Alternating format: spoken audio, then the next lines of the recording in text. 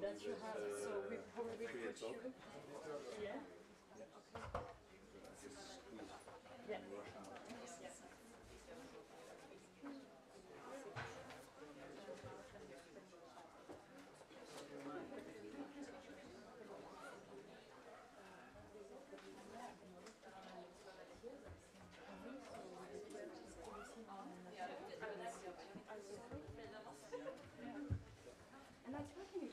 You can already sit down.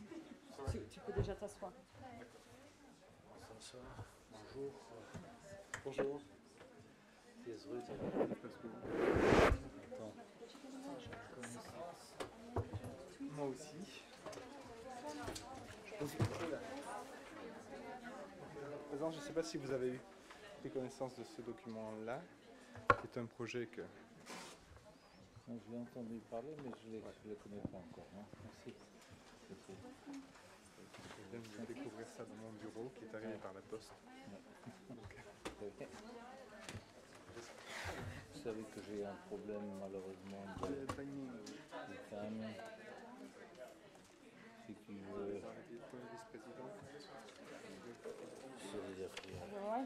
C'est plutôt dans le contexte de la préparation de l'agenda de l'immigration en permanence, d'une façon ad hoc, quelque part. C'est pas avec le vice-président, avec le cabinet du vice-président et du président. Et qui est la personne qui s'occupe de ce cabinet du président? C'est Carlos Zadra. Le cabinet du vice-président, c'est plutôt 3 personnes. Comme cabinet vraiment c'est encore 3 personnes. C'est pas si facile que ça. Yeah, exactly. Elle est pas mal en fin de produit, je pense. So good afternoon, everyone, and welcome to our Europe debate. So an event organized by FutureLab Europe. So my name is Claire Deret. I am the program leader of FutureLab Europe, a program which brings together bright and young Europeans who care about the future of Europe, who care about the future of the EU, and who wants to have their voice listened to. So this program is funded by 10 European foundations who join the forces and resources, and is daily operated by the European Policy Center. So I have the pleasure today to chair this event and also to welcome Matthias Rüther, Director General at DG Home, who has kindly agreed to engage in a debate with our young people and to discuss a topic which is so close to their heart, the integration of migrants in European society and the role of the EU in fostering it. So some practical information from me, so in order to allow everyone to take part in the discussion and to join the debate with our young people, so I just would like to inform you that the event will be live streamed and that Twitter will be on throughout the whole duration of the debate, so for people sitting outside this room, so if you want to join the discussion, please use the hashtag FLE Spring, which you can see here on the screen. And in the course of the discussion, I will also make sure that some of your tweets will be included. So without further ado, I now give the floor to Sven Tetzlaff, working at the Kerber Foundation, who will tell us a bit more about FutureLab Europe.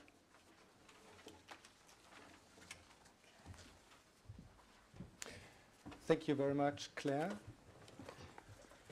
Dear Director General, dear panelists, dear Future Labbers, dear guests, on behalf of 10 European foundations that are collaborating in the European Alliance for Democratic Citizenship, I would like to warmly welcome you to this first Europe at Debate event at the comfortable new premises of EPC here in Brussels. My name is Sven Tetzlaff, you already heard that, and I'm working for the German Kerber Foundation that is located in Hamburg. Empowering young voices. This is the motto of FutureLab Europe, Since its beginning in 2011, FutureLab Europe brought together young professionals from all over Europe to raise their voices and to contribute their perspectives to different debates on policy issues linked to the future of Europe. The title of today's Europe at Debate event is Creating a Common European Future, the Integration of Young Migrants in Europe. It deals with a controversial topic. In recent years, as you all know, there have been heated debates about migrations and migrants in Europe. Political forces have been polarized between those who believe that immigration is a big threat to Europe and those who argue that it is of utmost importance for the continent's future. So in a few minutes, we will hear about the actual challenges of migration and integration in Europe. Before we do so, I'd like to remind all of us that migration is not a new phenomenon in Europe. In this year, it is 70 years ago when World War II came to an end. The war started by National Socialist Germany in 1939 resulted in 60 million dead, but it also resulted in millions and millions of people who were forced to leave their homes, home territories, and start their lives somewhere else, very often under difficult, if not inhuman, circumstances. Flight, forced migration, and expulsion is one of the long and predominantly very tragic chapters of 20th century European history. A history that tells stories of failure, but you will also find many stories of successful integration.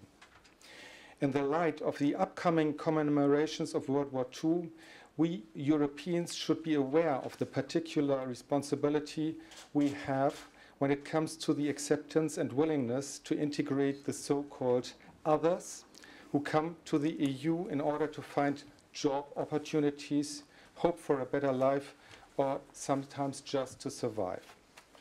What about the current situation? Are EU member states facing similar challenges when it comes to the integration of third country nationals? What can the EU do to improve the integration of migrants in its societies? FutureLabers investigated the practice of the European migration and integration policies. By interviewing NGOs and migrants, they have not only empowered themselves with a challenging research task, they have also empowered those who are very often left out in the current political debates about the challenges and the opportunities of migration. I think this is a very important work for which I would like to thank everybody involved.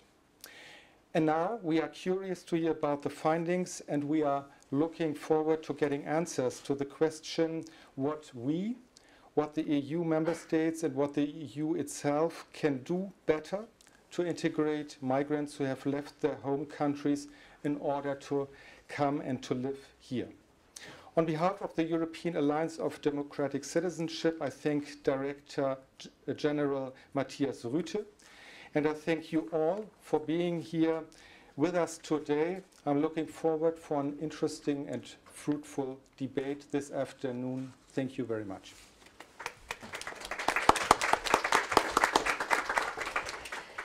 So thank you a lot. Thanks a lot for this introduction. So I agree with, we are all very curious about the findings of this research carried out by our young people. And I will now invite Fiona Fritz, who is a member of FutureLab Europe, but who is also one of the co-authors of the publication presented today. So she will present the findings with the interviews she carried out with the NGOs, but also the policy recommendations formulated by our young people to the EU.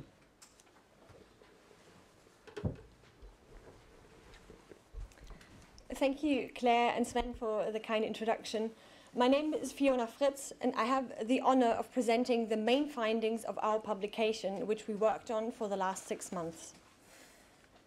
Creating a common European future, the integration of young migrants in Europe. This topic is very close to our hearts. Our generation is as mobile as never before. We're in touch with people from all over the world via the internet.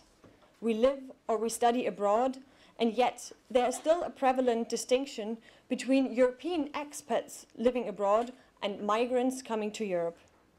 And this is not just a minor difference in terminology. We are aware that integration is not a key competency of the EU, unlike migration.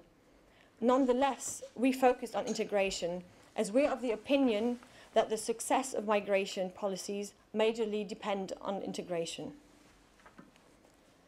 We researched the impact of the European Integration Fund on the integration of young European migrants.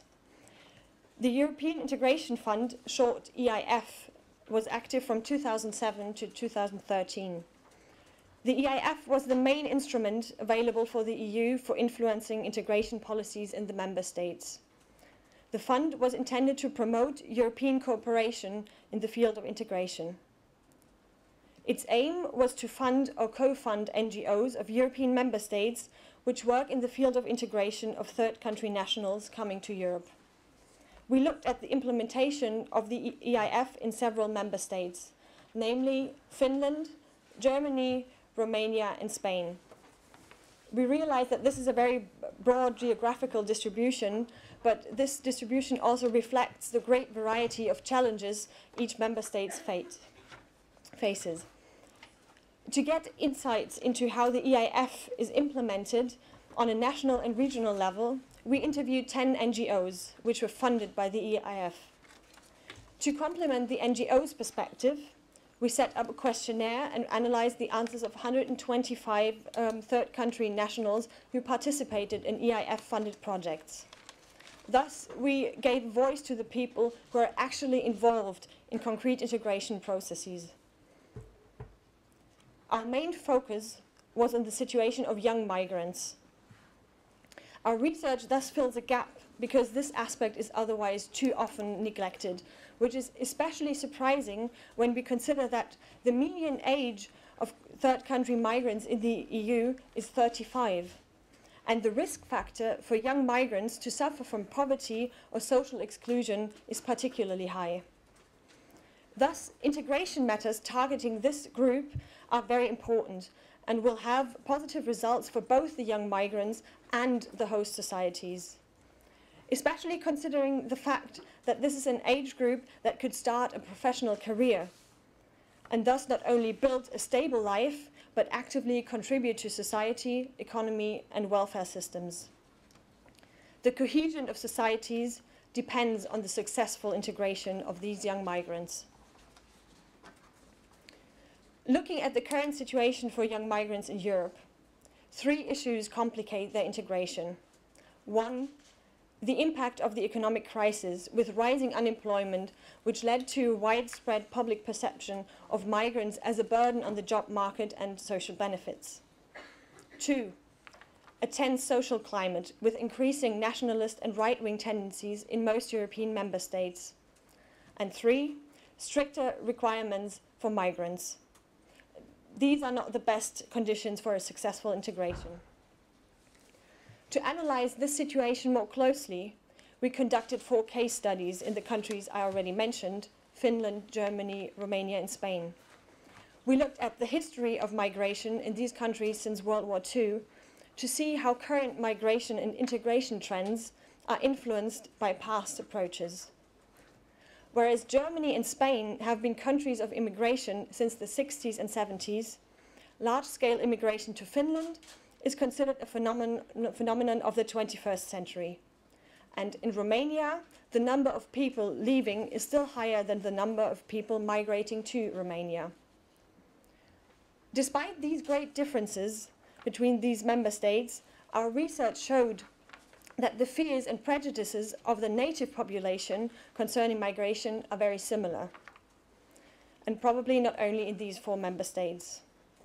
They steal our jobs, they exploit the welfare system, and often underlying fears of migrants being different from our national culture and thus reinforce the othering of migrants. Politics use these fears to demand ever stricter legislation on migration. too often the media concentrates on covering the negative voices on migration instead of asking how successful integration can be achieved and how host societies can benefit from it, not only in the present but also in the future. As a result of our research, we do have several concrete policy recommendations. We included recommendations to NGOs and other stakeholders, to national and regional authorities, and of course the EU. As Matthias Rüthe, the Director General for Migration and Home Affairs, agreed to discuss with us today, I will now present a selection of 4 recommendations to the EU. 1.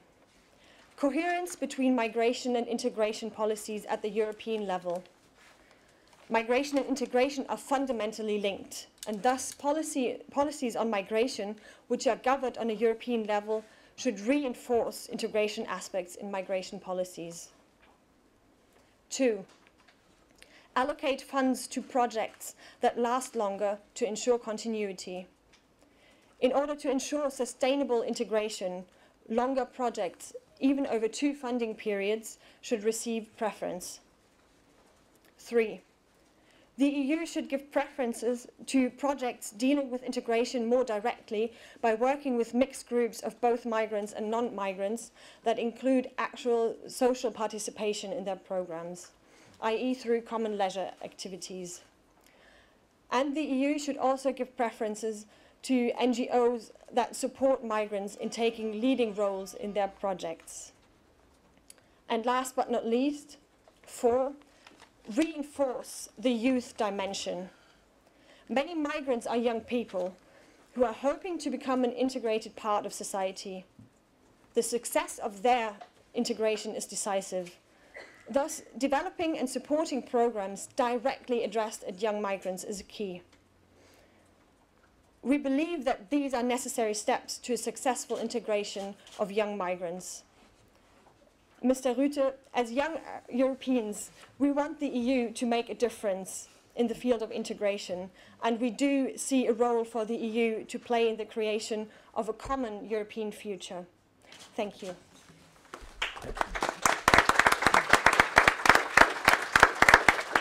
So, thanks a lot, Fiona, for these excellent comments and for these insightful research findings. So I know that Mr. Rüthe will have to leave us in about 15 minutes, so I give him the floor first.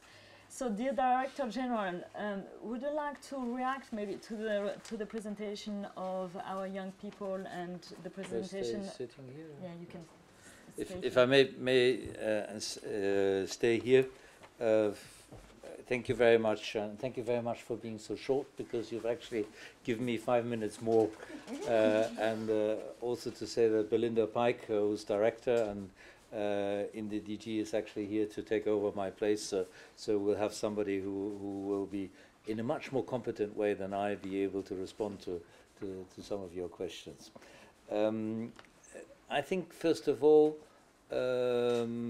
I've heard already a lot of things, and I've read a lot of things in your publication, which go straight to the heart of the new European migration agenda. The European migration agenda, and that's, by the way, one of the reasons why I have to leave rapidly, because we're working on it in a process to get this finished by the end of May. Clearly, we'll have to deal also with integration.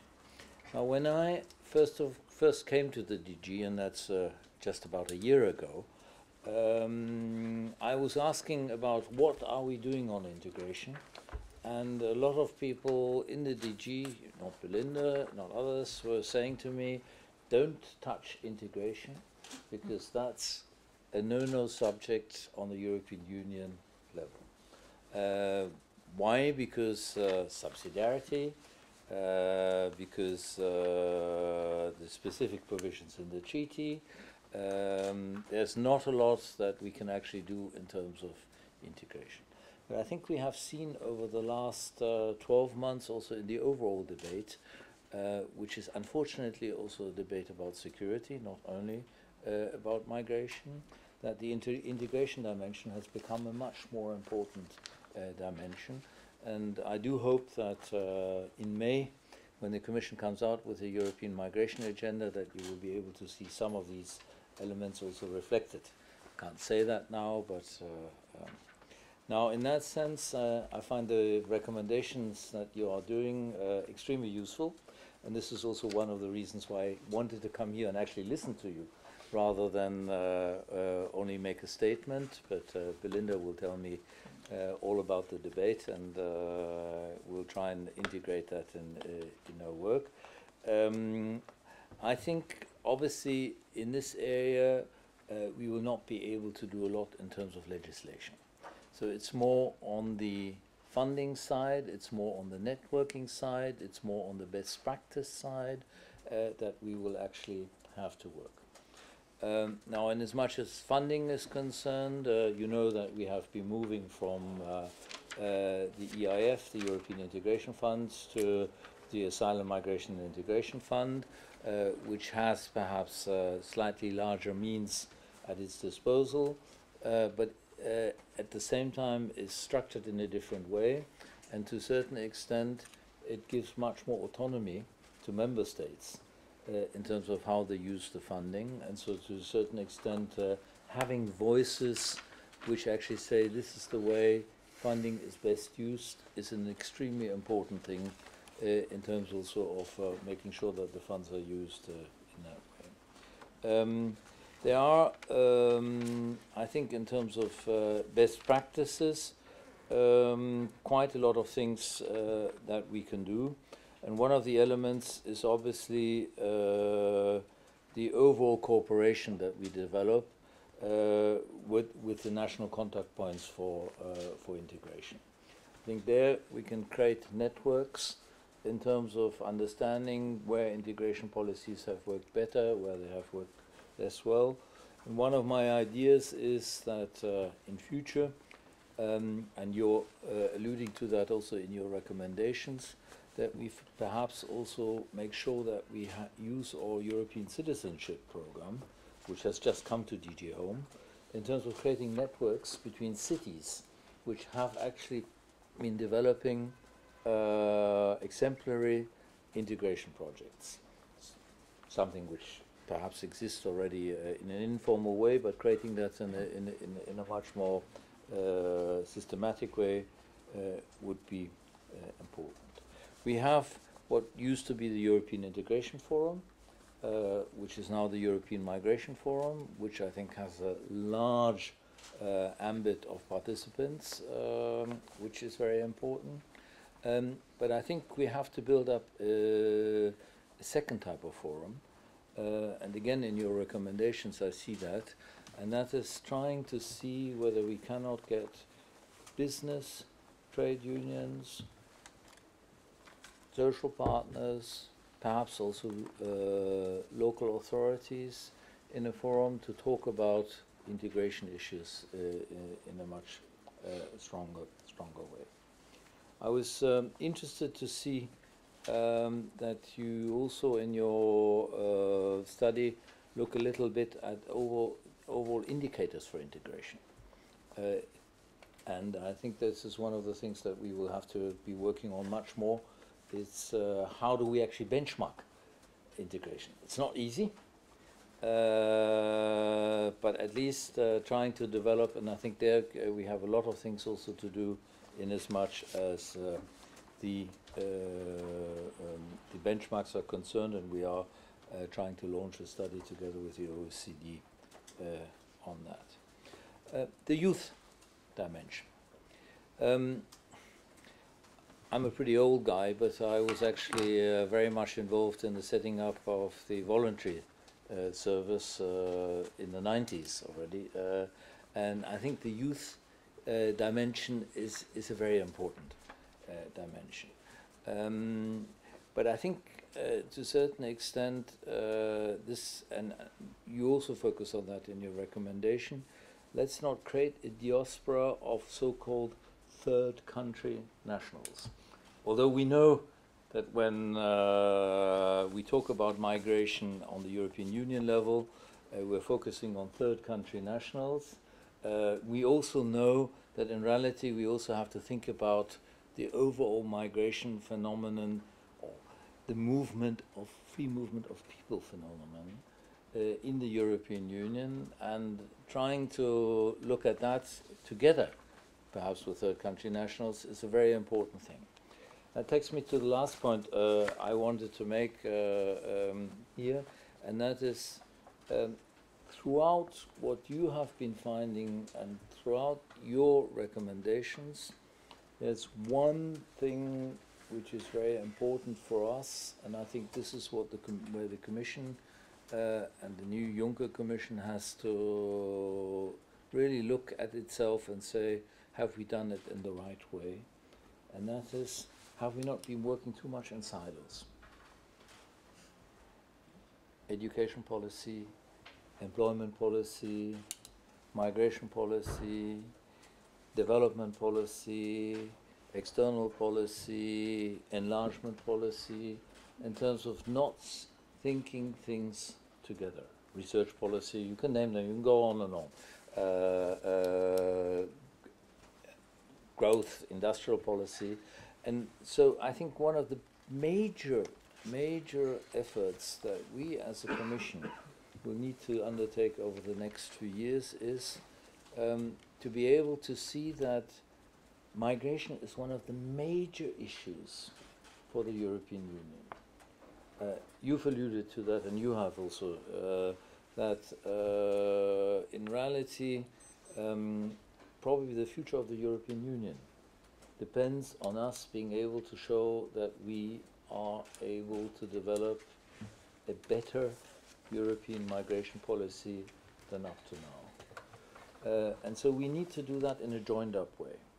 We need to do that in a joined-up way, not only at the level of the Commission or at the level of the European institutions, but this has to go through the whole system in terms of responsibility, and make sure that also at the level of the member states we have these institutions working jointly together. At the level of the local authorities we have a much more joined up, or the fad word at the moment is holistic, a holistic approach in terms of making sure that migration and integration policy is seen as an essential element with different facets and a huge number of different departments and a huge number of organizations, more than we have it at the moment.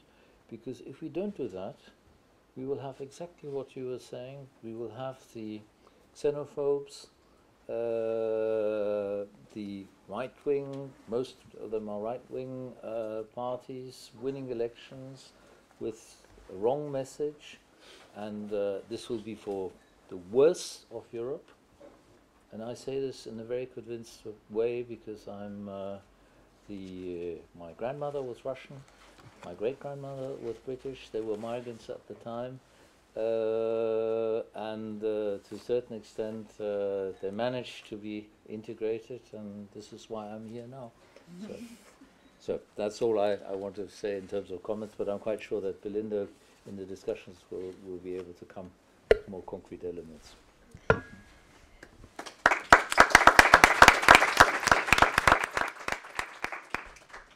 So on behalf of everyone, I would like to thank you a lot for your comments and for your direct reaction to our study.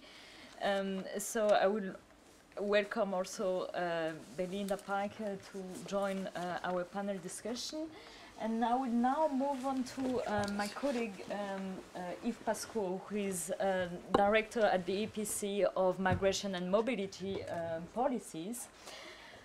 So Yves, could you also react to the presentation given by Fiona and tell us a bit whether you share the trends highlighted by Fiona, and whether you think or whether you see a role for the EU behind the role of the EIF.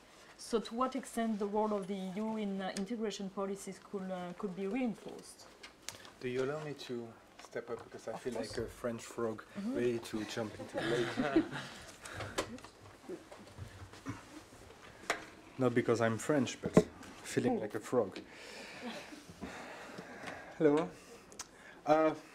Just want to start, and as I was awarded a list of questions, but also on the program I was asked to further inputs and reactions. And my first reaction would be, Hallelujah!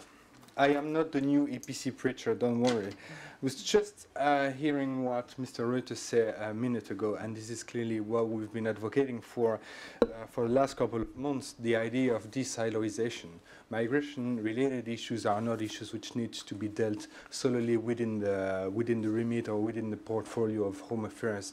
This is a far more complex issue which deserves a far more broad approach and which needs all relevant stakeholders to be contacted and to be put all together in order to frame the right picture and in order to take the right decisions. And this is something which may start, and this is something perhaps that may come again into the discussion later today, to consider whether or not integration and migration-related issues are in the right portfolio today as they are into the remit of Home Affairs portfolios. This is one question. If we do consider that we need to break up the silos, and if we do consider that migration and integration issues are not solidly linked with border checks, but they are mainly phenomena related to labor market access, family reunification studies, this is nothing to do, sorry for being so blunt, but this has nothing to do with the core task of Home Affairs and border checks and police cooperation. So I think that if we really want to de-siloize, if I may use that funny and EU bubble word, the issue, we need also to think immediately to whom we should give the lead. And my own opinion is that perhaps Home Affairs is not the most appropriate team of people having to deal with those issues. So this is for the first reaction. Sorry for being so reactive, but it was really, I really appreciated this first way of handling things. Well, what to do now with the different recommendations and with the different things we heard just before, and in the perspective of the new migration agenda, which I hope will be forward-looking and ambitious, given and despite the current difficult climate, economic, political climate we are living in. We have to consider, and if we do stick on integration issues, we have to consider that integration issues, as it has already been said, is a national issue. But not only. If we really want to have a clear look into what has been done at EU level over the last couple of years, we can clearly see two phenomena. First, and despite the existence of an Article 79 into the treaty which says that the EU is able to act in the field of integration insofar it does not approximate or harmonize national rules, we can see that EU rules have already been adopted, i.e. rules which harmonize national rules and policies, rules which have an impact on integration. I just recommend you to have a look to the so-called qualification directive, which is the directive determining who is entitled to have a refugee status and which are the rights awarded to refugees and beneficiaries of subsidiary protection. And we can clearly see into the directive that there is a set of rights that have to be awarded to refugees which are clearly linked with integration. Access to the labor market, access to education, access to several sorts of social security benefits and rights are nothing else than a road to integration. Which means that if we have a look to some of the EU directives which have been adopted in the field of asylum and migration, namely the Family Reunification Directive and the Long-Term Residence Directive, these instruments do compel member states to grant rights which have an impact on migrants' integration. First point, the EU says, I am not competent to act in this field, but in reality, we have rules which force member states toward rights, which enhance integration of people. On the other hand, and this is pretty much into the lines of Article 79 of the treaty, we are facing a field which is under a strong coordination process. Many tools, many bodies, many measures have been taken in order to put around the table national stakeholders dealing with integration issues and to discuss. This goes from what has already been mentioned, the national contact point on integration. This goes also with the website, this goes with the handbook, this goes with a series of tools and measures which have been adopted in order to coordinate national policies, and we see that it functions. For good or bad reasons, this is a matter of position, but it functions when we see, for instance, how important has been the phenomenon towards language learning classes. It was something which was not really happening into the member states, and if we do have a look to some studies, and one which is being under the editing process at DPC, we can see that rules regarding language learning processes and conditions is something which was not existing and which has become very much implemented into the member states due to EU rules, but also due to the fact that national stakeholders dealing with integration issues are meeting together, are discussing together, and are trying to see what is done in the other member states for good or bad reasons. And the funding is, of course, an example where we can see that the input of the EU has been extremely important in order to enhance the coordination process. What should be done in the end? I think that we are not at a stage where we are able and perhaps willing to reinvent the wheel. And I would recommend myself not to invent new elements, but perhaps to use what has already been done, and the Integration Fund, which is now the MF, is one example, but to use also the basis of what we've agreed on, but to give it a new twist, to give it a new vision, to give it a new impetus. What we have agreed on is simply the common basic principles and integration. Member states have been able in November 2004, 10 years ago, more than 10 years ago, to agree on 11 principles which would enhance integration. We are living with those principles. They are quoted on a regular basis, and they are to be considered as the basis of the coordination process we are having between the EU member states. Let's keep that, but perhaps use the common basic principles with two different pillars, and we've seen that this morning in a meeting we had. Let's try to give priority to two policy fields which are going to enhance clearly the integration of newcomers. Access to employment. And through access to employment, you can also imagine that you could also try to involve in a more important and deeper manner business people, companies. They are key players in the integration of people. They may be extremely helpful to enhance integration of people. Let's imagine that within the company you are meeting people, you are meeting relatives, you're meeting natives, but you're also speaking the language, and why not incentivizing the fact for companies to provide for language learning classes on the job, on the job place. So including and making companies a key player into the integration process may also be something which may play a greater role in the improvement of integration in the member states of third country nationals. Education.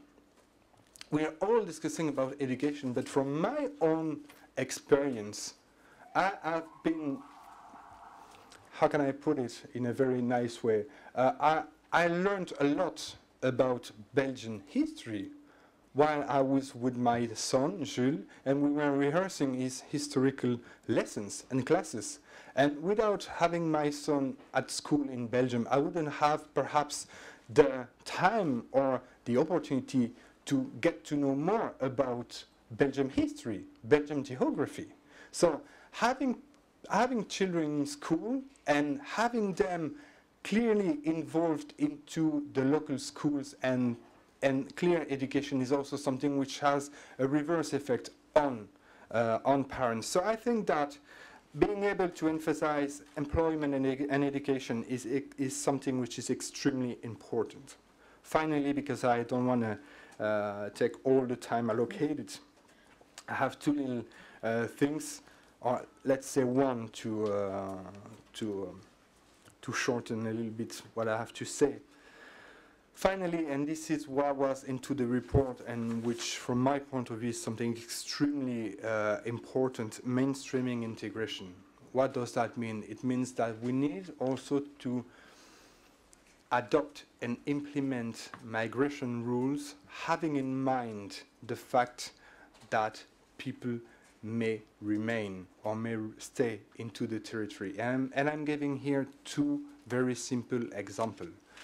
At the external border, many migrants arriving are detained at the border, many of whom may fall after being considered in an unauthorized situation, may fall in authorized situation as asylum seekers or even refugees. We do not think and we do not consider the fact that detention plays an extremely important role in the way people behave afterwards within the society and with the society. We do not take into account as well that many asylum seekers or would-be clearly asylum seekers with handcuffs is a picture which stays into the mind of people living in a place, and people think or consider that if those people are handcuffed, they may be bad ones. So I think that using detention procedures and using detention facilities in a very important manner may play counter a proper integration later on into the society. Finally, there is one element which could also today be taken into account, the so-called Dublin system in the asylum field. It's extremely interesting that we are still trying to implement criterion on the distribution of asylum seekers between the member states without taking even into consideration that those people would be recognized refugees and will stay in the member states which has examined their application.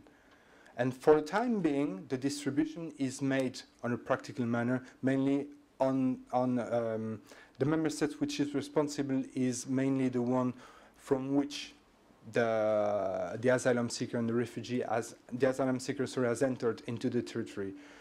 Aren't we able to think a little bit forward and to say, but those people, they are coming from regions of the world where there are little doubts that they are in need of protection. If we do consider that they will stay in our territory, then let's try to distribute those people among the member states on the basis of criterion which would be seen through the lenses of further integration, instead of having this system today. So it's something that needs to be discussed. This is something which needs to be discussed on the basis also of the solidarity mechanism. But this is something we may have in mind in order to mainstream integration, i.e.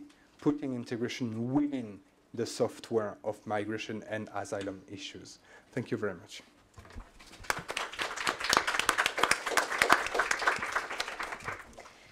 Thank you very much, Yves. Thank you also for making the important link between integration policy and then also the treatment we give to refugees and asylum seekers. So I think that we keep that in mind for the discussion later today.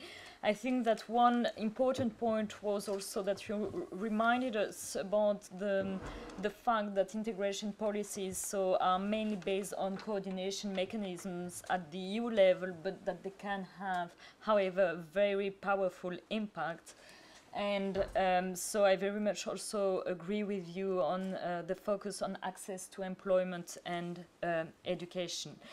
But I would like now to give a chance to Nathalie Straker and Nitin Sood, two of the participants of the program of FutureLab Europe, so to express their opinion.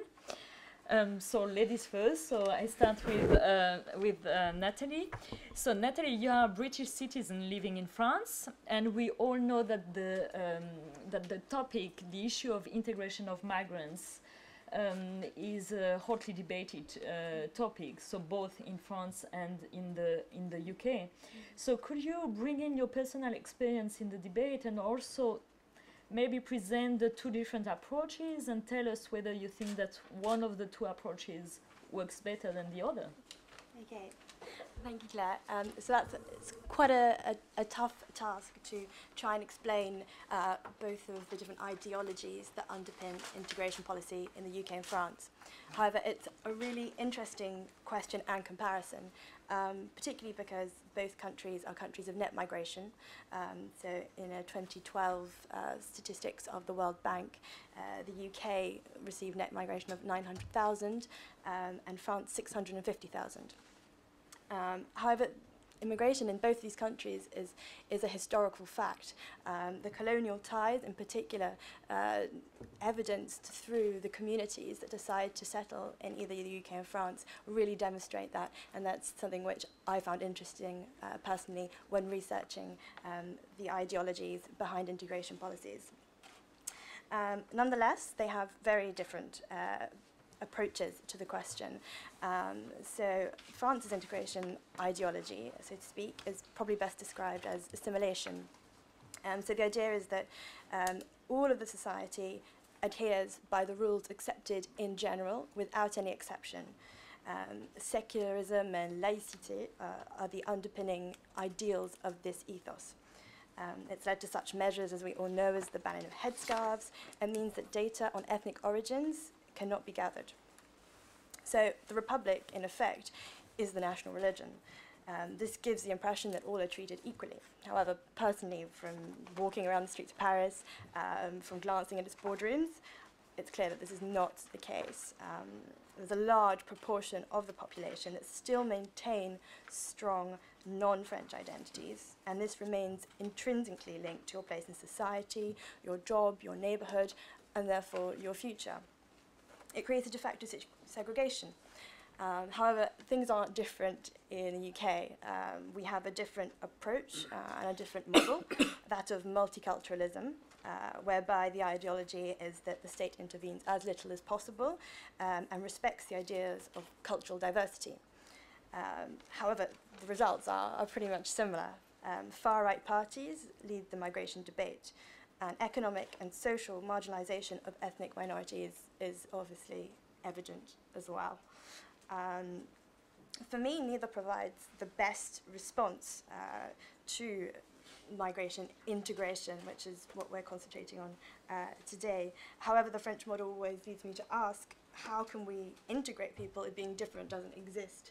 I think there are fundamental links to be drawn between gender equality, race relations, and even social class, which must all be worked in together to come to a better solution and better policies, regardless of the ideology that underpins it.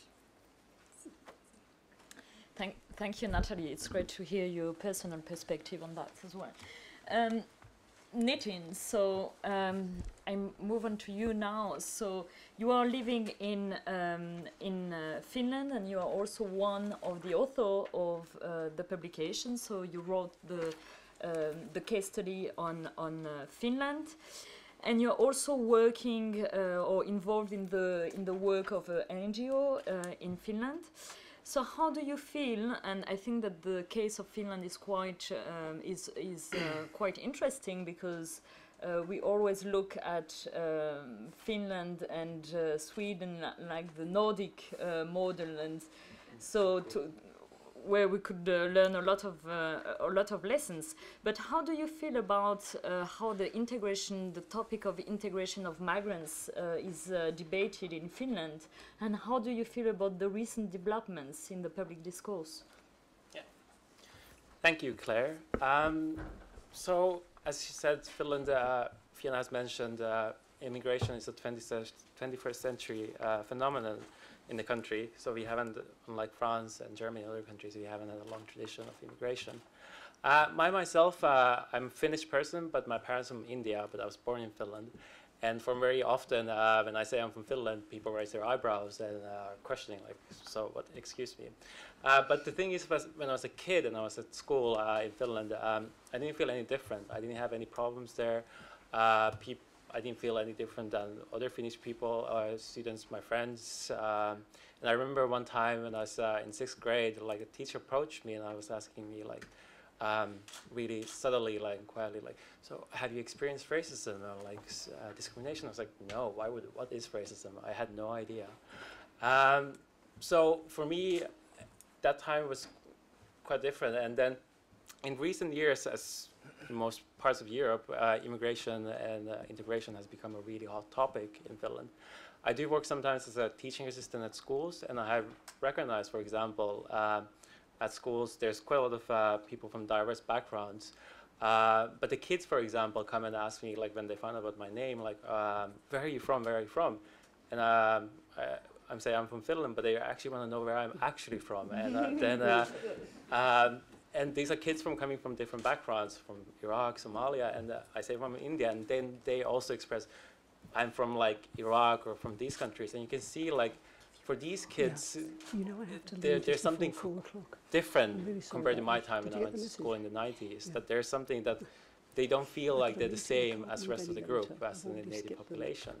So the discourse has changed quite a bit, and one of the reasons for that is that, as you know, the True Finns is quite a big party in Finland right now, and they have taken the lead on this topic. They were the first ones who actually started talking about immigration and migrants. Other parties didn't talk about this issue, and they set the discourse. They decided that, they promoted that immigrants are taking our jobs away, the social welfare, they are not doing anything. And it's, as you know, we had the elections 4 years ago, and the True Finns was the only party who got more seats. All other parties lost seats. And the thing in Finland right now is immigration and migrations. This party is the only party that discusses it, and we only talk about migration and integration with this party. The dialogue and the discourse is not set by other parties. It's quite troubling. The True Finns is the only party in Finland who has a policy on immigration and integration. No other party has decided to take this up.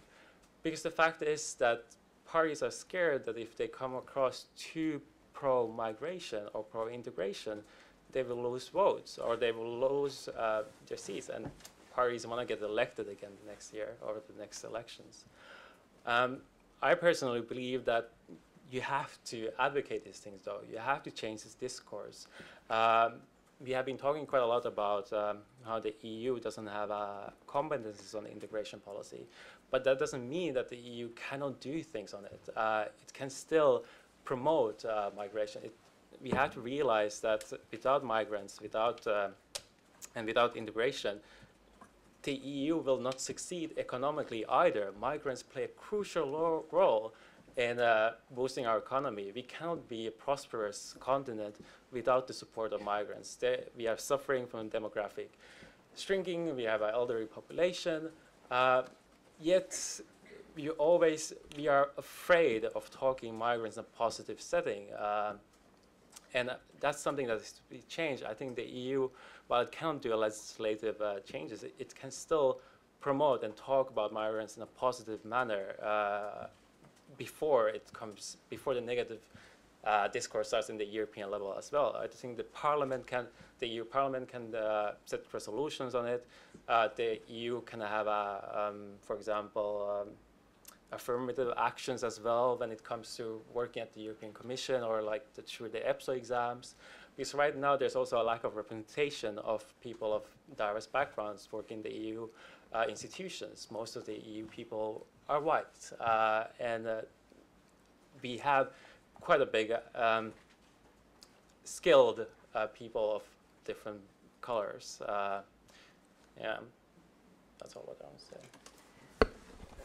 Thanks a lot, Nitin.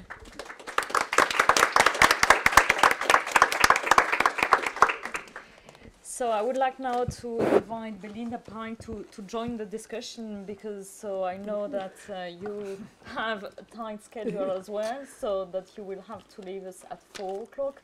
So I would like to give you the floor and maybe to ask you to give first reactions to what you heard. Yeah, sure. First of all, I'm really sorry to come and then already announce I'm going to have to leave, but as you gathered, we've got a number of meetings going on today, so we're having to be rescheduling some things. I was supposed to be at the European Parliament to talk about the Students and Researchers Directive, but I'm here because I think this is a very important forum. Congratulations, first of all, for the work and for the document. Let me just say something about my background, because you might think we're all border guards and police in DG Home Affairs. My previous job before I came to DG Home Affairs was a Director for Equality in DG Employment. And my first real familiarity with the Common Basic Principles on integration was when we adapted them for the Common Basic Principles on the integration of Roma. So it's an interesting debate we can have about whether or not integration should be in DG Home Affairs or in DG Employment. But I happen to think that by having it in DG Home Affairs, we can have a clear focus on what's different about the way in which people are treated because they're from third countries. And within the Commission, we're capable of actually joining things up, but I think we're able to be, we work closely with our colleagues from DG Employment, and my colleague Laurent Aujean, who's also here from DG Home Affairs, also has worked in DG Employment. But I think there is a lot to be gained by having a specific focus on the needs of third country nationals, not least when it comes down simply to pointing out to people when they keep talking in documents about EU citizens, they actually usually are talking about people who are maybe citizens of EU member states, but also are legally resident in the EU. And I think even just the language is very important. And it's one of the internal things we have to discuss within our DG. We now have the Citizens Programme. And I keep having to say, yeah, but it's about it's about people in the EU. I think it's interesting to look at what are the drivers for integration and the drivers for integration, the debate on integration at the EU level. A sort of a negative driver is the association made by the media with migration and radicalisation, and yet, the recent incidents are people who are EU nationals who've grown up in those countries. And I think it's very important to keep countering that. I think it's always important to understand more about what are the causes of radicalisation among young people, and in particular to differentiate between the differences, the factors which affect girls and boys in the radicalisation, and also the way in which the radicalisation is manifested. And there are a number of projects we'll be launching under the Horizon 2020 programme. Two of the strands, one is Secure Societies, which is under my responsibility. Another one is Reflective Societies, which is a sort of DG Commission-wide programme, but in the 2016-2017 calls for proposal, we'll be looking further at that and the extent to which integration or lack of it has an impact. That, if you like, is sort of one of the more negative aspects of integration. But I think the real drive, and I think this does make a difference for this Commission, is the emphasis on legal migration, and I'm very glad you brought up the issue of demography. President Juncker has made legal migration one of his priorities, emphasising the importance of demography. Well, and certainly in DG Employment in the past, when we were talking about the demographic challenge, we always used to say we need to tackle it in two complementary ways. One is we increase the employment rate of people who are here, and that may be legally resident third country nationals, but it may well be women, people with disabilities, marginalised communities, the Roma, people who are already further away from the labour market. But particularly with third country nationals, it's very often the case that they're either unemployed or they're underemployed. the wasted skills, you know. I mean, someone was telling me yesterday about, you know, her sister's a doctor in Germany and realised the woman who was cleaning a house was a paediatrician who qualified in, I think, Pakistan. And now they're trying to find ways in which at least some of those qualifications are recognised. So we have this major resource already that's here that and it's through integration, labour integration, education, social integration, that we liberate those skills. It's a very selfish reason to do it. But often the selfish economic reasons are the ones that work best with politicians. So, hey, let's go with it. You know, there are other good things to come from that sort of integration. But of course, the other demographic response is to bring in more people with the skills we need, hopefully not thereby completely ruining the economies of the countries they leave. But we know now that we're all, you know, all the major developed economies are facing the same demographic challenges. We're all competing for a relatively finite amount of highly skilled people. They might find it more attractive to go to the United States. And that, you know, there's now a greater interest, and this is one of the things that Juncker has put on the table about talking about that. It was, frankly, much more difficult to talk about under the last Commission. The same facts were there, the demographic facts, the fact that also business leaders will be saying, we have a problem, we can't actually be competitive because we can't get the people. But there was a feeling, which I can well understand, that it was almost indecent to be talking about how do we bring in more migrants against a backdrop, A, of racist parties, but also of high unemployment in our member states. And I think we have to show we can do both. I mean, that's where we need to be able to show the political leadership. So that's in the migration agenda, which Matthias has had to go back to a meeting in the Berlin on that, we'll be looking at migration from all aspects. So we will have a section on legal migration and integration, also on asylum, also on border checks, irregular migration, and also on the way in which people are tricked into trying to get into the EU, the smugglers. I mean, the people who are forcing people into boats that can't get very far from the Libyan shores, but boats that aren't intended to reach the other side that we know are going to sink. If I can just say something also about funding, because one of my jobs at the moment is also managing the migration and security funds, and as you've already said, we now have the Asylum, Migration and Integration Fund, which has absorbed the old Integration Fund and some other funds. And it was very interesting in the negotiations on that fund. We had put a particular emphasis in the legislation on the fact that integration in practice is delivered at the local and regional level by public, private, civil society actors. And the member states were very concerned about that because they thought we were trying to make sure that they made the money go to the local and regional level. And we would say, no, you need to have strategies for integration, but also there need to be local and regional strategies. We ended up, as one always does in negotiating legislation, with a sort of compromise. But this was very much the message we were sending, that effective delivery of integration takes place at the local and regional level. Now, we've just approved 17 of the national programmes for the Asylum, Migration and Integration Fund. You'll know that most of the fund is delivered through national programmes. We do have some money that we ourselves will manage. But the real money, the big money for integration is going to be in those national programmes. But it's not the case now that, you know, we just give up. Member states are going to do what they want. First of all, I mean, I recommend to all of you to become familiar with what's in those programmes. They're supposed to be on the websites of the countries concerned. I gather the UK, which is the biggest beneficiary of AMIF, pleads the PERDA, as they call it, wonderful sort of old imperial colonial name, the PERDA, which they're under because of the election, in which they can't appear to be promoting successes of the previous government. But anyway, hopefully their national programme will soon be on the website. But we also have tried to ensure in the legislation that member states will also implement these programmes in a partnership with local and regional authorities and also civil society actors. So I hope, and we'll try to follow this up also from the Commission point of view, that we can make something of this partnership and of the monitoring so that there's transparency about what's being done and what the possibilities are. We will have links on our website to all the national programmes, which I hope will help NGOs and others be able to find out what the opportunities are.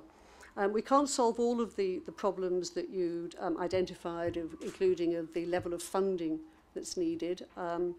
But I hope that in particular the fact that we now have gone away from annual programs to multi-annual programs will give more security of funding on a multinational basis.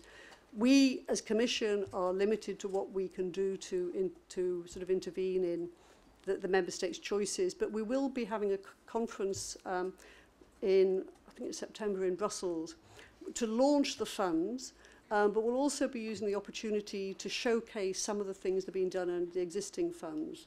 And I'm a bit out of date on where we are with the planning of the programme, but I'll look particular to see how we can particularly feature what has been done on integration. And I really value the sort of comments that you've had in your brochure. I think, gender and class, absolutely. Yeah, okay. Thanks a lot, Belinda. So I think we have a lot of food for thought on the table. So we touched upon a lot of different aspects. So I would like now to involve you in the discussion as well and to open up the discussion to you and to give you the possibility to raise questions. Yes. Oh, awesome. And if you could introduce yourself as well. Thanks. Thank you very much. Does this work? Yeah. My name is Maricida Bandili. Actually, I'm a FutureLab program participant of the last year, and I'm very much honored to be with you today and to address. I'm not sure that it works. Okay. I'm very much honored to be with you today and to address this important issue of migration. And I understand that to a certain degree it comes from a top-down approach. So there is the European Union that tells the member states that we have to integrate migrants, and there are these strategies that they have to be implemented, and it works in this way. But from the other side was what Ms. Belinda was saying recently. It also comes from down. It's also a down approach that should be emphasized. So I was wondering and thinking and also trying to be a bit analytical since I'm an academic. Is there any form of having the national strategies on migration that each member state in Europe has integrated, so that the strategies about migration and integration of young people and all migrants all around Europe, they have the same emphasis on cooperation, on involvement of civil society organizations and also companies, that it comes from within member states itself and not from the European Union? That would be my short comment. Thank you. Thank you. I take two more questions in a round. Yes. There is one here in the front. My name is Harun Saad. I work for an NGO, Local Urban Development European Network. A lot of our members are basically areas which you would describe as having high levels of migrants living in them. I've got two specific points and one general point. On methodology, first of all, just surprised that, you know, for a project called FutureLab, you didn't make use of any digital social tools in your survey. I say that simply because what was interesting for me, following the events that took place in Paris and then the sort of events that spun off here in Belgium as well, is that there were attempts made to have discourse around the whole debate and fallout from those events in schools, but they got shut down very, very rapidly because the discourse ran off the track, so to speak, in the sense it didn't stay within what was considered to be the norms that were acceptable. So it's interesting to see that there is a sort of really serious debate here that needs to be had, but needs to be had directly with the people on the ground, so to speak. Second point is in the report, I note that discrimination is mentioned, and it's refreshing to Natalie confirm that they recognise the importance of that aspect in terms of the context that this whole debate is taking place in. I mean, discrimination is still dramatically high. You can't ignore the high levels of statistical evidence that show discrimination in the labour market, discrimination in the labour market in terms of getting into work, but also discrimination when you're in work within the labour market as well, is really, really still significantly high. So for me, it was surprising there's no recommendations around that in the report and why that wasn't there. And my last point simply is this whole point that Belinda raised around what are the drivers. And it's fascinating because, like she said, demographics has been on the agenda for ages, but never was the debate had until now. I mean, it's coming on the agenda, so to speak, but largely, I suspect, because of growth, because there's a real need to generate some kind of growth. And there is a close correlation between migration, especially talented migration, and growth. All evidence shows that.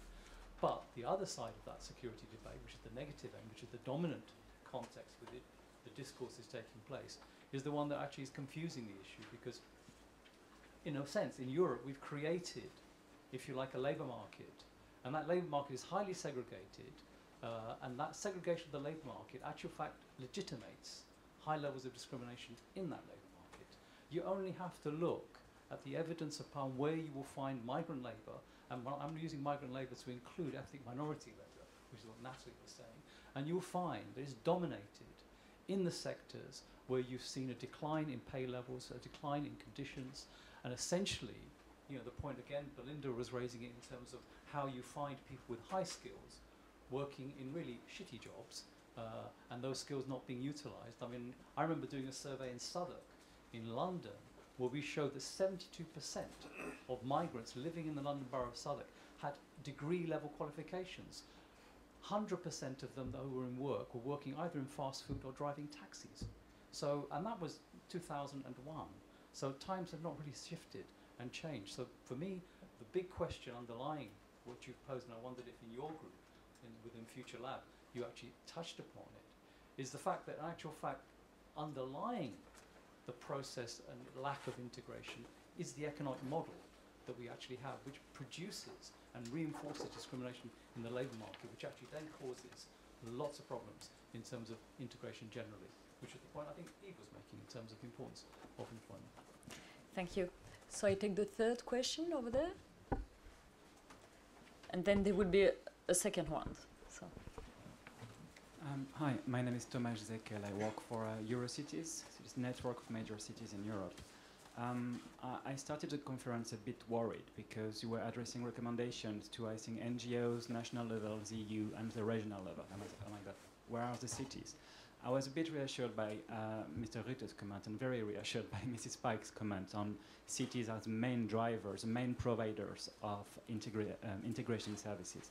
It's actually where integration happens. Most of the European population lives in cities. Most migrants, third country nationals, but also asylum seekers, refugees, irregular migrants do live in cities. So if integration fails, it will fail in city. If it succeeds, it will work there.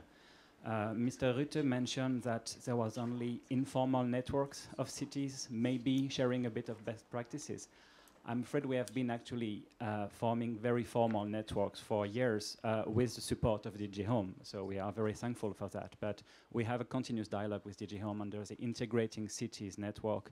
We have been running a stream of projects funded by EIF. So the expertise is here, the experience is here, and it will be a pity, as Eve was saying, to reinvent the wheel, because there is a lot going on already. There was a gap in funding for 2 years under the EIF. We are, of course, expecting the conference in September. We do hope that the city dimension will be present, of course.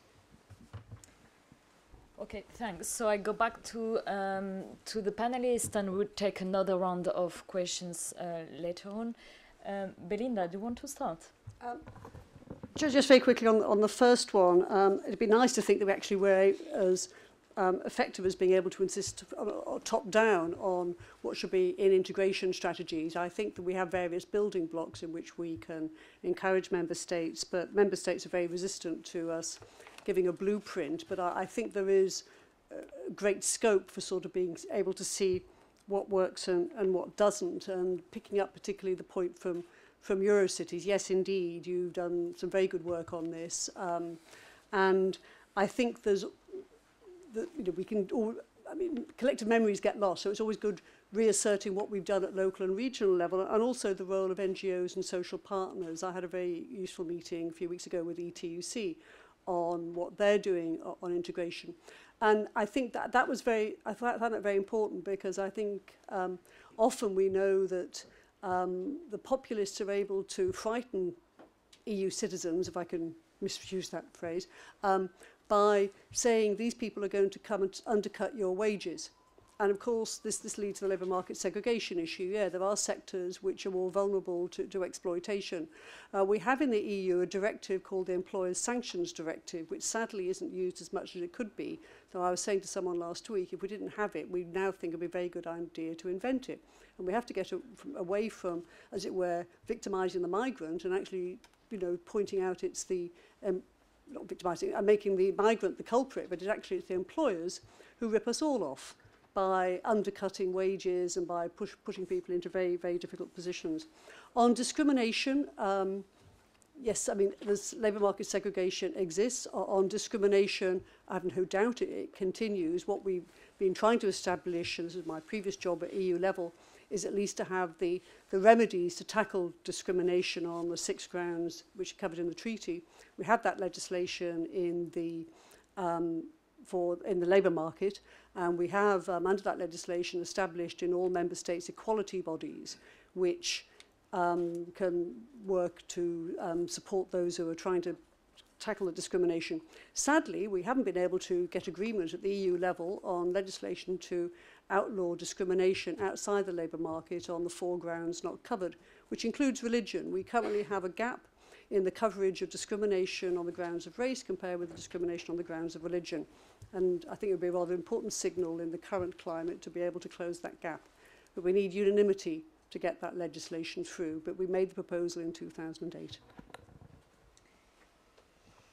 Well, I'm afraid that I do not have a comment, but rather a question to Belinda. But if the 2 young FutureLabers have a comment. Move on to our young people. So if any of you want to address some of the aspects, any aspects mentioned?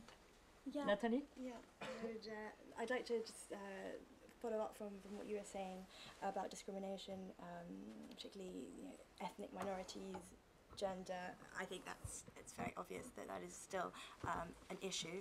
I think particularly in the conversation about integration, it's the idea of second, third, fourth generation migrants, because integration shouldn't just be about the migrants crossing the border and then the distribution and then how we're going to engage with newcomers, foreigners, but it's also about the people who continue these lines and these communities, the children, the grandchildren, the great-grandchildren. And for me, that's what's very important about this conversation. So, for example, when you're in the labour market in France, there's a photo on your CV. Does your name really make that much of a difference on a CV to get a job? When we know that if you've got an African-sounding name or an Islamic-sounding name, you are at a disadvantage, and that's been proven many times. So I think in order to talk about integration in itself, of course we have to have a debate on migration, but that then skews the idea that actually we're forgetting a big proportion of our EU citizens who need to have still, there needs to be some help and some concentration on what are those issues. So I think it's very important to really reinforce that and reinstate that. As for, I think, the publication, I didn't personally work on the publication. That was a small core group of the FutureLab, and using that with social media or using those kind of tools. I think, correct me if I'm wrong, it was hard to engage with separate NGOs in different countries because of the allocation of funds, because on the ground it's obviously a lot harder than just saying at EU level or at national level that this is how we're going to implement these policies. So I might leave that to Nitin to go into detail about that one. You have to understand with the social media and how we did the survey, the NGOs that we worked with are really understaffed and they have really little resources. So working with them, and we are really glad the NGOs that decided to work with us, that they took the time. But many of the NGOs said, like, we simply don't have enough staff also to co-facilitate this and support you. So I must say, like, making this publication was a challenge. And the thing that we said, the discrimination is not that focal point on the in our publication. I agree with you. Discrimination is a big, huge issue in the European Union. Also, with the integration comes with the fact. One of our recommendations is that we have to put more money in the that Fiona was saying, like mixed groups. So you don't have only like integration just for migrants, but we have to take the with the integration. the responsibility is always on the migrants who are moving here, or while it should actually be the native people or the host country that they should also accommodate and facilitate. We have to understand that in Finland, for example, it's always like, oh, they're Somalis, but they don't realize that even if they learn Finnish and even if they are trying to integrate, the problem of racism is still a big issue. I mean, I've been told when I'm looking for apartments in Finland, you have a foreign name. Sorry, like I'm not gonna take you, and it's an issue that we had to tackle. But within the publication, we wanted to focus especially on this mechanism, so we didn't talk about discrimination that much in it, but on the effects of the European Integration Fund. Thank you. So I saw at least 2 additional questions, 3. 4. Oh, a lot. So we start with the 3 in the front. Thank you. So my name is Maria Abdli. I'm from Norway, part of the current generation of FutureLabbers. So I just wanted to come back to a question, a problem raised a little bit by Eve. I would like to ask Belinda more about the question of distribution of migrants today, which is a pressing issue because, as we know, there are, especially the countries in Southern Europe, are facing a large number of migrants that are perhaps planning to go other places in Europe, but are, because of the Dublin deal, if they're seeking asylum, the question has to be addressed in the country that they are firstly coming to. So my question will be, what are the discussions now going on at EU level regarding a possible redistribution of migrants, and what would be the possible benefit as you see it in terms of integration? Would it be beneficial to think of integration when distributing these migrants? Thank you. Thank you. Anna has a question, yeah. You. Okay, so thanks for being here, Belinda. So I would like to ask you to ask for your personal view about the role of the EU. If, in your opinion, there should be room for further intervention from the EU in order to correct, for instance, some like that could be seen as market failures at the member states level. And I'll go straight for an example. We see that national interests sometimes prevail over migrants' interests. And of course, that, for instance, in southern European countries, with all this economic recession going on, it's not popular to put an emphasis on migration issues. So therefore, do you think that there is a room, or do you feel this need for further intervention from the EU? Because one possible solution could be, for instance, to make sure that these countries they are made accountable for the use of the funds that they receive, that this is an efficient use, and that this actually is beneficial for the immigrants that receive it. And also, maybe one way forward could be guaranteeing voting rights for migrants at the EU level, because this could have actually this double effect. Like, while on the one hand you would be guaranteeing like a right to these migrants and empowering them, on the other hand you would actually make sure that politicians would make their concerns taken into account because they become part of the voting population. So that's my question. Yeah. And I take the third one. Yeah. Yeah. Okay. My name is Anna, and also part of the current FutureLab. And we've been talking a lot about strengthening and making more coherence in the migration and integration policy that Eve also touched upon. And I was wondering, what competencies do you think that the EU should have to work towards this? If it should be one big organizing body, or more like a basic, stronger cooperation between the different places, or something completely third? And also I was wondering, to what extent do you think we should focus on this, and to what extent this is important for strengthening the immigration and integration policy of the EU? So Belinda, I give you the floor, because I know that you will. Yeah, I'm really sorry to be sort of so pressed, but I've got 7 managers waiting for me, and it just became impossible to make that meeting later. I'm touched by your optimism about the role of the EU and particularly the Commission to be able to act more. You see the constraints we're in, and it's very interesting, I think, particularly in this area, how it still has a strong intergovernmental legacy. I mean, one thing that does strike me compared with in the equality area, that member states, or my interlocutors in the member states are actually interested to hear what we had to say, and felt that we could, they'd ask us to put pressure on our governments to put more emphasis on certain equality things. Here, it's a very different atmosphere. It doesn't stop us being ambitious, but it is quite a strong reality check. So on your question, I really don't know. But I suppose I've been driven into being a real pragmatist in this job. I mean, I used to be a trade union official, spending my time lobbying the EU to do better things, which sometimes they did, sometimes they didn't. So I know how one looks to the Commission, because they seem to be the ones who at least might change things. But of course, we need to use all the different levers to push on the bits of power. On the distribution key, I mean, that's one of the big discussions going on at the moment. We know that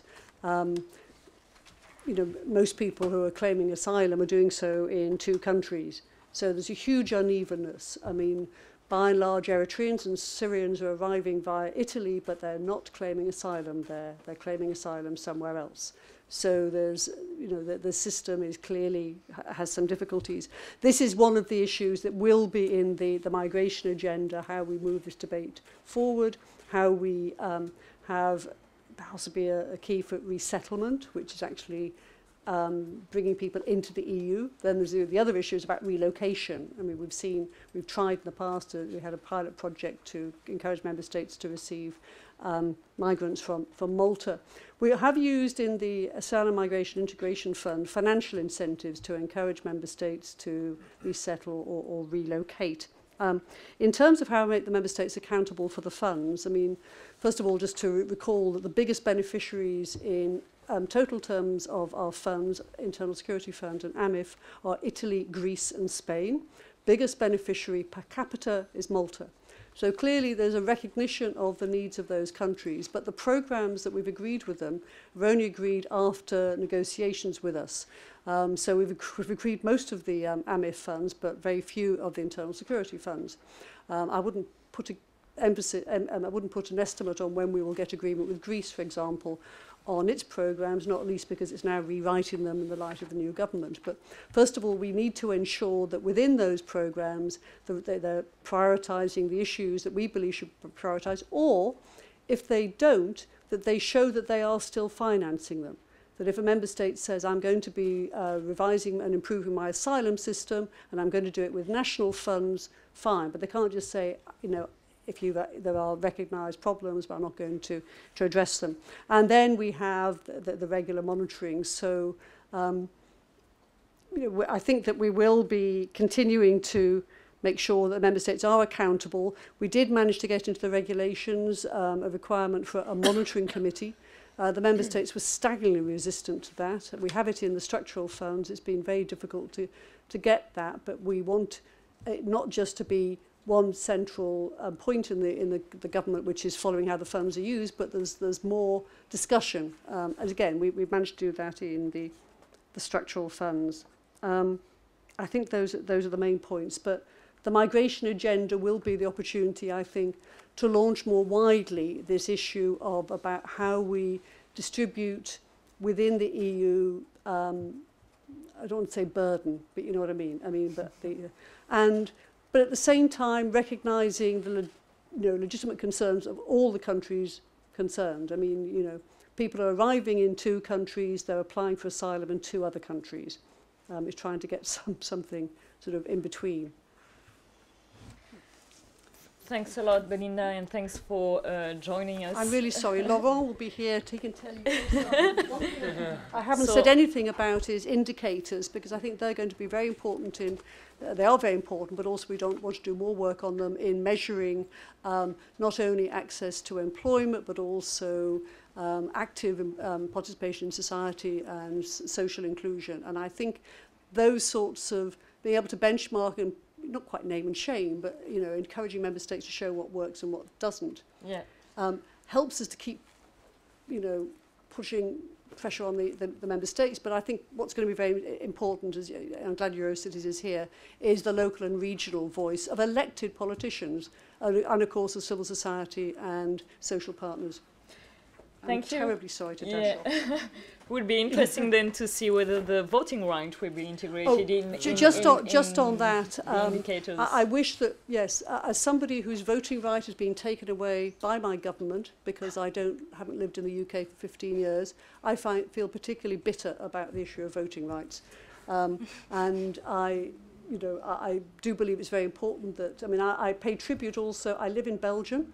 I'm proud to live in Belgium because Belgium went beyond the EU requirement to give voting rights in local and regional, local and European elections to EU citizens. Belgium gave those voting rights to all third country nationals who had been here for a number of years. So I'm proud of Belgium for doing that. I exercise my right to vote, but I have no right to vote for any national government. So we have a long way to go generally on voting rights. Thank you, Belinda.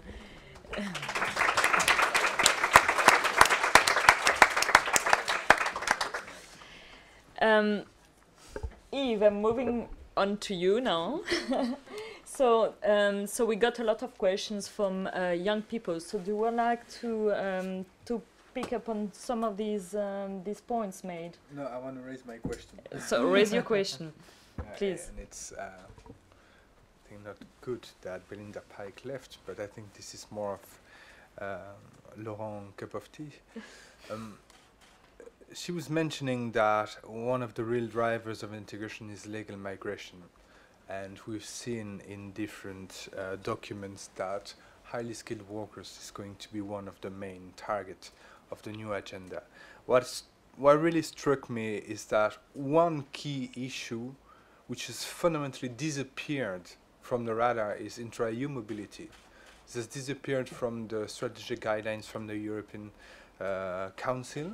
I didn't see anything in particular in Juncker's project or in Juncker's program. I didn't see anything particular on intra-EU mobility in the last press release that was issued before the agenda. So, well, if we do consider that legal migration and labor migration is one key driver of integration, this is not only related to those who are entering into the EU, this is also related to legally residing third country nationals being able also to move within the EU, and intra-EU mobility looks pretty much out of the table today, and I was just wondering whether this is going to be reintroduced or not into the agenda. Thank you. I don't know if anyone wants to react to that. Maybe so Laurent from DG Home. Thank you. Does it work? Thank you. No, I will not come to the chair because you started with the Director General, with the Director, and I'm a simple official. I started 1 month ago, so I don't feel very confident, even if I dealt with integration issues in DG Employment. And I can simply say that indeed we launched some work on the legal migration, and in particular a review of the blue card that was announced by President Juncker when he started with the new College of Commissioners.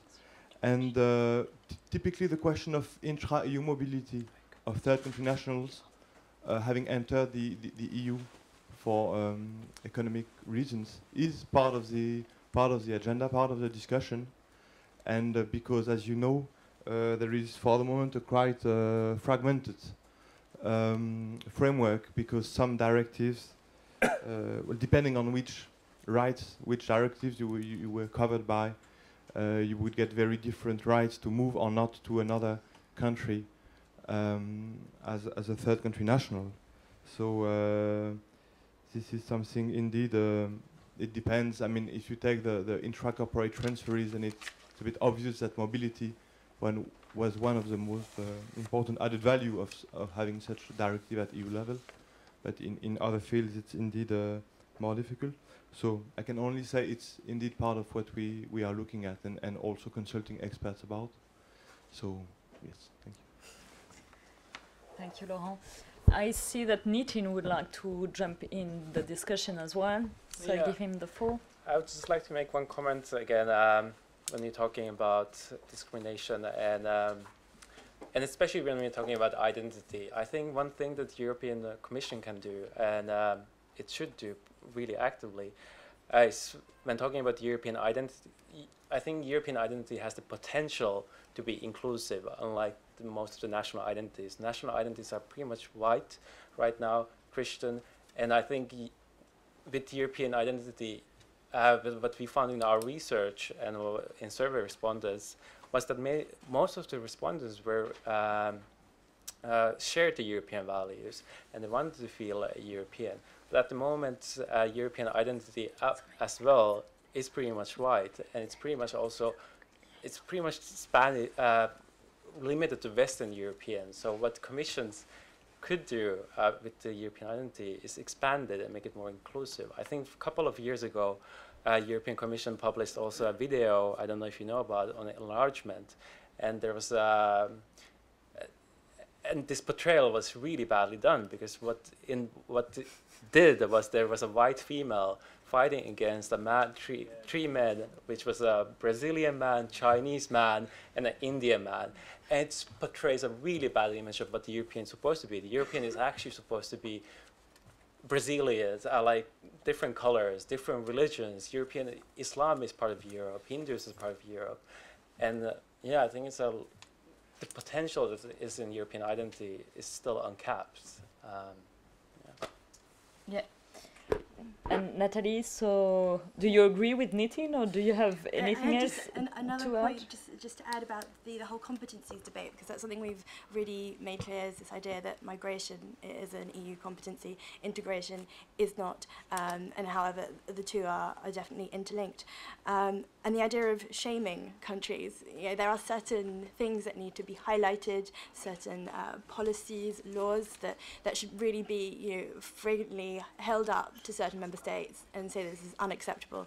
So for example, something which is very dear to me, being half Colombian, my mother is Colombian, is the marriage of EU nationals and non-EU nationals, and being able to bring your spouse back home. So my father is English, and I never realized how lucky I was to be able to have both of my parents living together, which the British government, for example, doesn't seem to support unless you earn a certain amount of money, which is more than 50% of the population earns as far as minimum wage goes.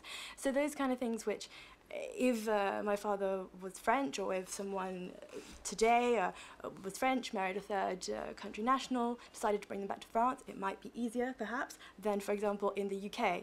And what even slaps British couples in the face is that then French couples can then circulate, because we have the freedom inside the borders. So I think there are certain ways of being able to have an influence, and we've said, you know, through the fund, obviously money speaks, people follow the money, and being able to influence in those kind of ways is important. But I do think shaming, naming and shaming, is a very good way of doing so, and perhaps it should be done more.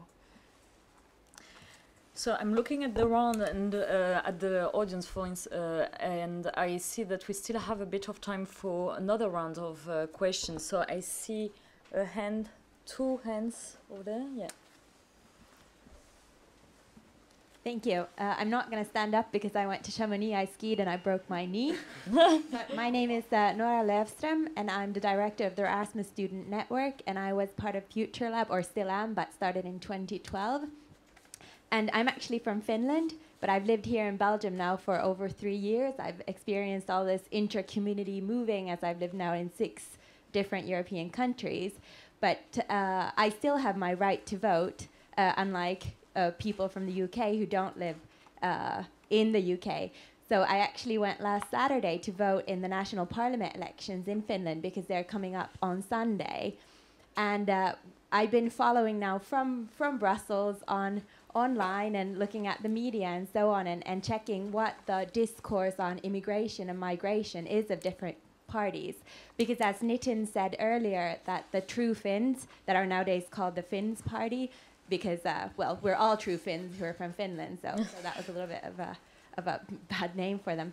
But they brought up this discourse on immigration, on integration, and like how we could actually or like they brought it out from a negative light. But what I've seen, or what I think looking from the outside to Finland, that many parties have now taken up the questions on migration and put them in their party programs and so on. But I don't know then if in Finland, do you need to find that that there's more talk about discrimination and racism, or is it still a little bit of more hush-hush, and how do you see that differently from 4 years ago?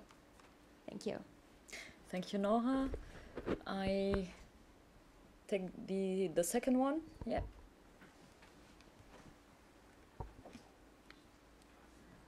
Thank you for interesting discussions. My name is Sébastien Gagné. I work for the Dutch Federation of Social Housing.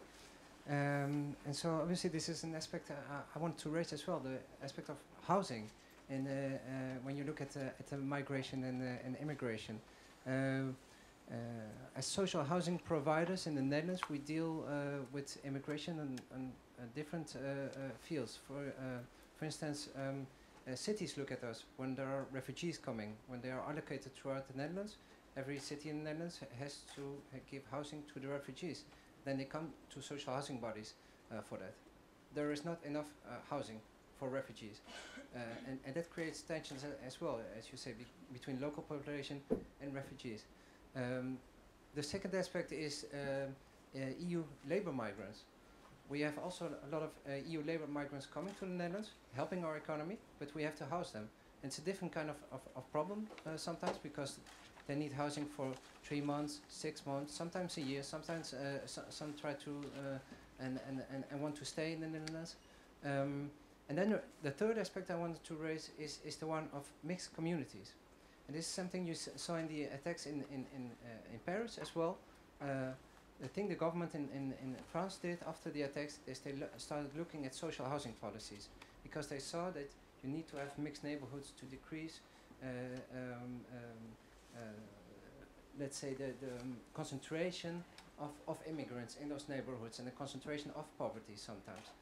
And this is linked to the security aspect as well. So my question to the panel, besides jobs, education, which are really fundamental aspects, what I miss in European discourse is the housing aspect. Thank you. Yeah. So I'm sure that Yves would like to react to that. So. Immediately? Yes. Well, okay, housing is indeed something which has to be taken into account, as we have to keep in mind that integration policy is a policy which brings together numerous domains: education, schooling, access to the labor market, housing, health care, so on and so forth, culture, and so on and so forth. So it is true that we have to consider that housing is also one key element. But I don't want to be too blunt here, but just want to think about something which came to my mind while you were saying, well, we do not have enough housing services to provide to either asylum seekers or migrants. With respect to asylum seekers, this is a duty of member states to provide for housing, either social public or private. So no one has put a gun on the head of the member states to decide that under the Reception Conditions Directive they have to provide houses and they have to provide dignity conditions which are dignity enough for asylum seekers. So I think that this is something that member states have to cope with. They have adopted the directives, EU directives, the first set of directives on a unanimity basis in 2003, afterwards with the European Parliament, and we cannot say now that because we do not have money anymore, because we do not have houses, we cannot apply the rules we have decided to. On the other hand, what does that mean?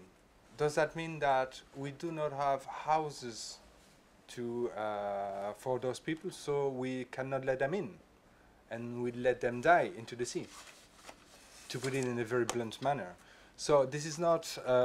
I fully understand that it is an extremely high concern for member states, but this is also, on one hand, legal obligations that they have been willing to adopt, and this is also their obligations to house people in need of protection. And I'm only focusing here on asylum seekers, the ones who are in need of protection and who are, by their simple conditions of being asylum seekers, extremely vulnerable.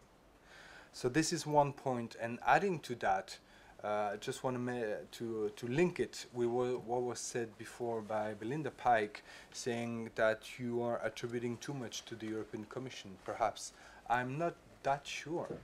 In the end, it is true that we are dealing with national issues. It is true that the European Commission is doing a lot and trying to do a lot, and we have to thank the Commission for that. But there's also one field where the European Commission could do better, which is, and sorry for raising it again, but which is infringement procedures, where member states do not apply the rules they have accepted to adopt. Then the European Commission, as the treaty keeper, has also the duty, to a certain extent, to go and see member states. And taking again the example of asylum seekers, and this is the example we have in France, for instance, asylum seekers have to wait for a certain period of time before being able to be housed. And many of times, because there are no places available, they are put into emergency premises, which are not premises made for asylum seekers. So there are problems also which are occurring on a daily basis in the member states, and this is also one task and one mission of the European Commission, to check whether or not member states are implementing correctly the rules, and if they are not, to start trying to see why, and if needed, to go to court. So, would you agree with the idea of making the distribution of funds conditional to the respect of certain directives? So, using the sticks and carrots. I love carrots. I do not like sticks. So this is not my task to do that. I think that on a very simple basis we could summarize it that way. I think it's extremely difficult, and the field we're dealing with, migration, integration, asylum issues, are domains which are extremely sensitive and which need to be discussed in a very proper manner, and having the stick and the carrot might not have a positive effect on a policy which is impacting on a daily basis many people coming to the EU for labor reasons, for studies, for family reasons, and also for protection reasons. So we have to take into account that the policies we're dealing with are policies which have a direct effect on people. We are not talking about shoes, peas, or hammers or whatsoever. We're talking about people, and we have to be careful about that. Thank you. So we now go back to the Finnish case study. So we got a question on Finland. So if Nitin, if you can address this one. Yeah, we'll just shortly address this one.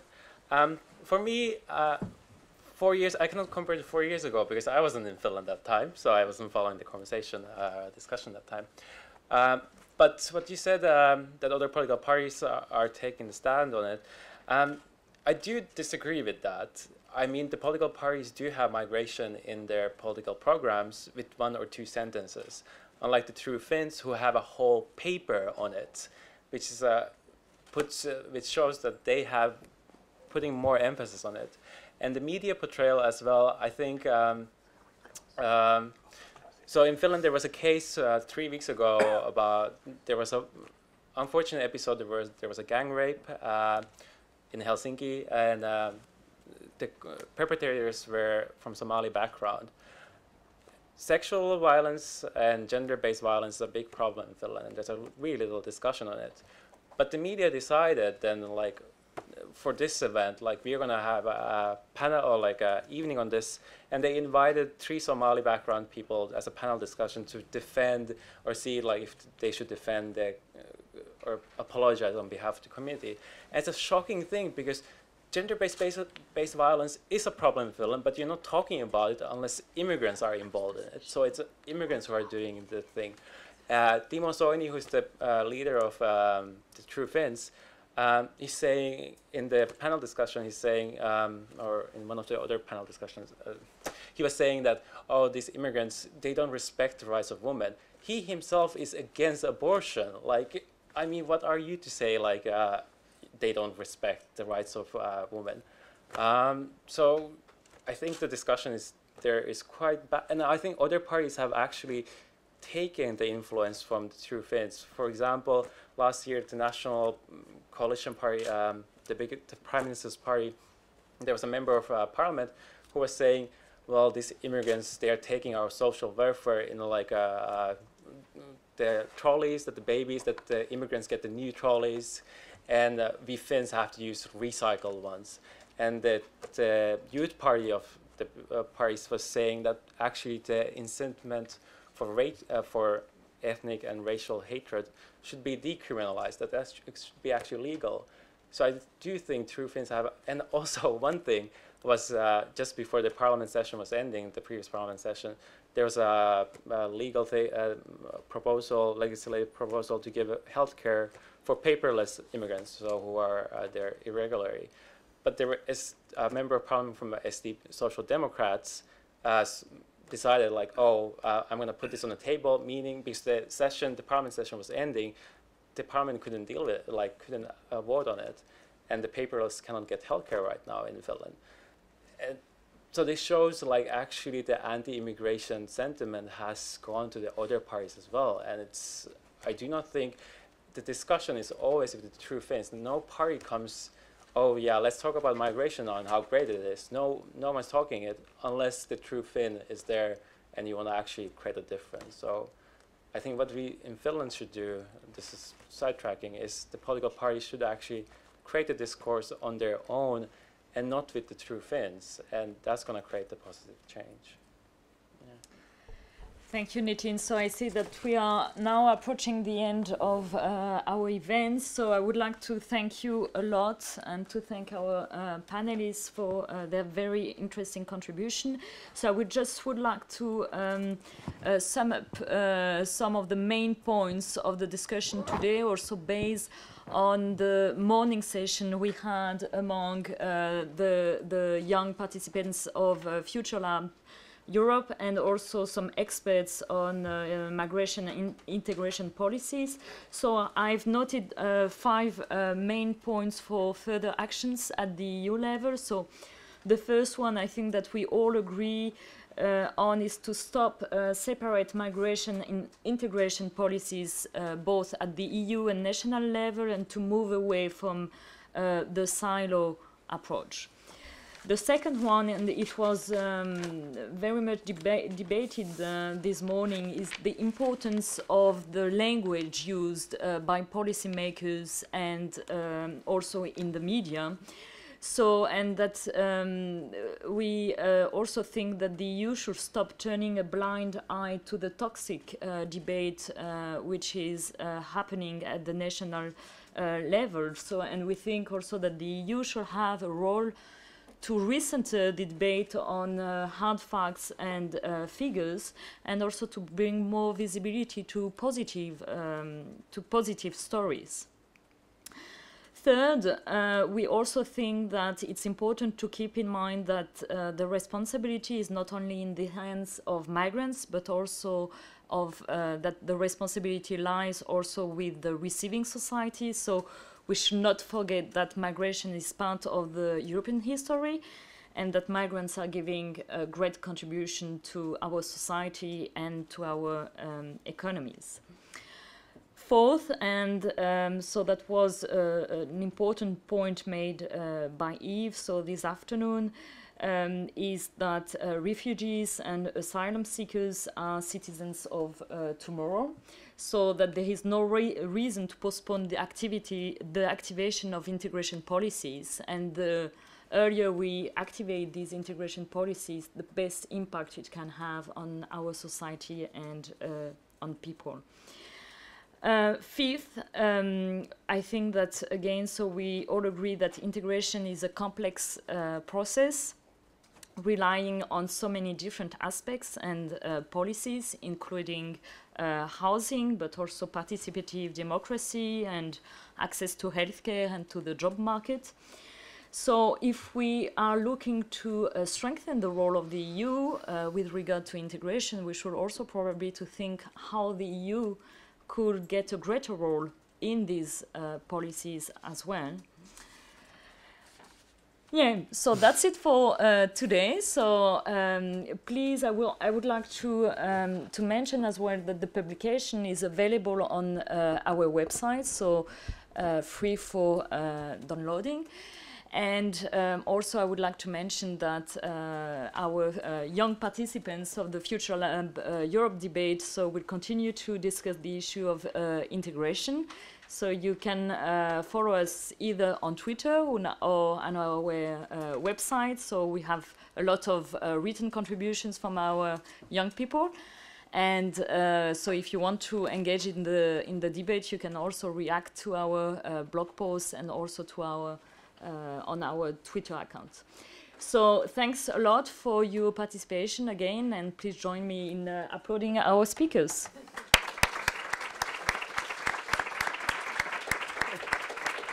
Our main guests are gone. Excellent.